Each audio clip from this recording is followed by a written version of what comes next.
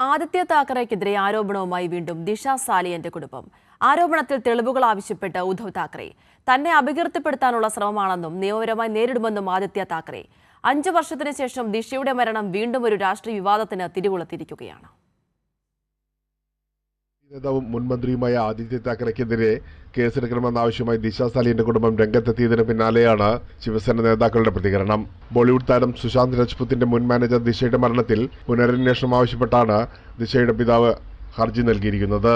ഇതൊരു കൊലപാതകമായിരുന്നുവെന്നും ദിശയുടെ മരണത്തിൽ CBI അന്വേഷണം വേണമെന്നുമാണ് കുടുംബം ആവശ്യപ്പെടുന്നത്. മകളെ ബലാത്സംഗം ചെയ്ത് കൊലപ്പെടുത്തിയ കേസിൽ ആദിത്യ താക്കറെക്ക് പങ്കുണ്ടെന്ന് ദിശ സാലിയന്റെ പിതാവ് ആരോപിക്കുന്നു. 5 വർഷം മുമ്പ് മലാഡിലെ ഒരു താമസ സമുച്ചയത്തിന്റെ 14ാം നിലയിൽ നിന്ന് വീണാണ് ദിശ സാലിയൻ മരിച്ചത്.